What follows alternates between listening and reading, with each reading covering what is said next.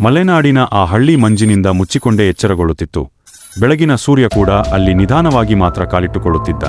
ಅಂಥ ಹಳ್ಳಿಯಲ್ಲಿ ಎಲ್ಲರಿಗೂ ಪರಿಚಿತವಾಗಿದ್ದ ಪ್ರೇಮಿಗಳು ಕಾರ್ತಿಕ್ ಮತ್ತು ನಂದಿನಿ. ಅವರ ಪ್ರೀತಿ ಜೋರಾಗಿ ಹೇಳಿಕೊಳ್ಳುವಂಥದ್ದು ಅಲ್ಲ, ಆದರೆ ಕಣ್ಣುಗಳಲ್ಲೇ ಮಾತಾಡುವಷ್ಟು ಗಾಳವಾಗಿತ್ತು. ಮಲೆನಾಡಿನ ಕಾಫಿ ತೋಟಗಳ ಮಧ್ಯೆ ನಡೆಯುವಾಗ ಮಳೆಯ ಹನಿಗಳು ಅವರ ಮೌನಕ್ಕೆ ಸಾಕ್ಷಿಯಾಗುತ್ತಿದ್ದವು. ನಂದಿನಿ ಅರಣ್ಯ ಇಲಾಖೆ ಕಚೇರಿಯಲ್ಲಿ ಕೆಲಸ ಮಾಡುತ್ತಿದ್ದಳು. ಕಾರ್ತಿಕ್ ಸ್ಥಳೀಯ ಪತ್ರಿಕೆಯಲ್ಲಿ ಫ್ರೀಲಾನ್ಸ್ ಬರಹಗಾರ. ಇಬ್ಬರೂ ಕನಸು ಕಟ್ಟಿಕೊಂಡಿದ್ದರು. ಒಂದು ಸಣ್ಣ ಮನೆ, ಮಂಜು ತುಂಬಿದ ಬೆಳಗ್ಗೆ, ಶಾಂತ ಬದುಕು. ಆದರೆ ಮಲೆನಾಡಿನ ಮೌನದೊಳಗೆ ಕೆಲವು ರಹಸ್ಯಗಳು ನೆಲೆಸಿರುತ್ತವೆ. ಅವು ಹೊರಗೆ ಬರುವುದಕ್ಕೆ ಸಮಯ ಮಾತ್ರ ಕಾಯುತ್ತವೆ. ಒಂದು ರಾತ್ರಿ ಭಾರೀ ಮಳೆ ಸುರಿಯುತ್ತಿತ್ತು. ವಿದ್ಯುತ್ ಹೋಗಿತ್ತು. ಹಳ್ಳಿ ಸಂಪೂರ್ಣ ಕತ್ತಲಲ್ಲಿ ಮುಳುಗಿತ್ತು. ಅದೇ ರಾತ್ರಿ ನಂದಿನಿ ಮನೆಗೆ ಮರಳಲೇ ಇಲ್ಲ. ಬೆಳಗ್ಗೆ ಹೊತ್ತಾಗ ಅರಣ್ಯದ ಅಂಚಿನಲ್ಲಿ ಅವಳ ಶವ ಪತ್ತೆಯಾಯಿತು. ಯಾವುದೇ ಗಾಯದ ಗುರುತು ಇಲ್ಲ, ಆದರೆ ಅವಳ ಮುಖದಲ್ಲಿ ಭಯವೂ ಇಲ್ಲ, ಶಾಂತಿಯೂ ಇಲ್ಲ. ಅದು ಎಲ್ಲರನ್ನೂ ಗಾಬರಿಗೊಳಿಸಿತು. ಹಳ್ಳಿ ಮಾತು ಶುರು ಆಯಿತು. ಅದು ಅಪಘಾತ ಅಲ್ಲ ಎಂದು. ಕೆಲವರು ಪ್ರೇಮದ ವಿಷಯ ಎನ್ನುತ್ತಿದ್ದರು. ಅರಣ್ಯ ಮಾಫಿಯಾ ಬಗ್ಗೆ ಮಾತಾಡಿದರು. ಪೊಲೀಸರಿಗೆ ಮೊದಲ ಅನುಮಾನ ಕಾರ್ತಿಕ್ ಮೇಲೆ ಬಿತ್ತು.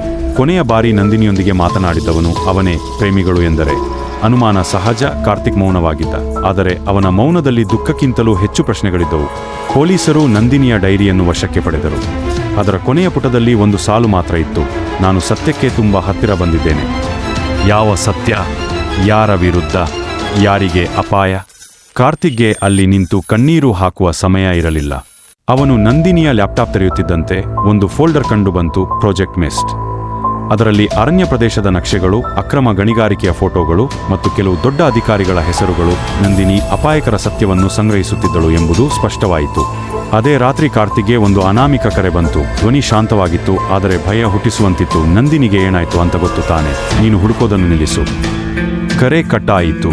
ಮಳೆ ಮತ್ತೆ ಜೋರಾಗಿ ಸುರಿಯತೊಡಗಿತು. ಕಾರ್ತಿಕ್ ಅರಣ್ಯದೊಳಗೆ ಹೋದ. ನಂದಿನಿ ಕೊನೆಯ ಬಾರಿ ಕಂಡ ಸ್ಥಳಕ್ಕೆ, ಮಂಜಿನೊಳಗೆ ಅವನು ಕಂಡದ್ದು. ಅವಳ ವಾಚ್ ನಿಂತ ಸಮಯ 11:47. ಅದೇ ಸಮಯದಲ್ಲಿ ಅರಣ್ಯ ಇಲಾಖೆಯ ಜೀಪ್ GPS ಲಾಕ್ ಕೂಡ ಅಲ್ಲಿ ನಿಂತಿತ್ತು.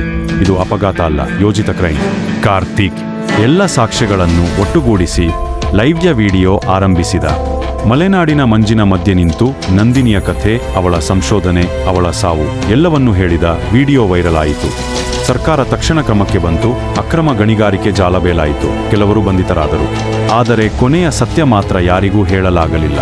ನಂದಿನಿ ಸತ್ತ ರಾತ್ರಿ ಅವಳು ಕಾರ್ತಿಕ್ಗೆ ಮೆಸೇಜ್ ಕಳುಹಿಸಿದ್ದಳು: ನಾನು ಬದುಕಿ ಬಂದರೆ ನಾವು ಹೊಸ ಜೀವನ ಶುರು ಮಾಡೋಣ. ಕಾರ್ತಿಕ್ ಇಂದಿಗೂ ಮಲೆನಾಡಿನಲ್ಲಿ ಬರೆಯುತ್ತಾನೆ. ಮಳೆಯ ಶಬ್ದ ಕೇಳಿದಾಗಲೆಲ್ಲ ನಂದಿನಿಯ ಹೆಸರು ಅವನ ಮನಸ್ಸಿನಲ್ಲಿ ಪ್ರತಿಧ್ವನಿಸುತ್ತದೆ. ಏಕೆಂದರೆ ಕೆಲವು ಪ್ರೇಮಗಳು ಮುಗಿಯುವುದಿಲ್ಲ. ಅವು ಮಂಜಿನಂತೆ ಎಲ್ಲೆಂದರಲ್ಲಿ ಉಳಿದು ಬಿಡುತ್ತವೆ, ನಿಗೂಢವಾಗಿಯೇ. ಹಾಗೆ ಲೈಕ್ ಮಾಡಿ, ಶೇರ್ ಮಾಡಿ, ಸಬ್ಸ್ಕ್ರೈಬ್ ಮಾಡಿ. ಇಂತಿ ನಿಮ್ಮ ಬಾಗುರು ಕತೆ ಕೇಳೋಣ.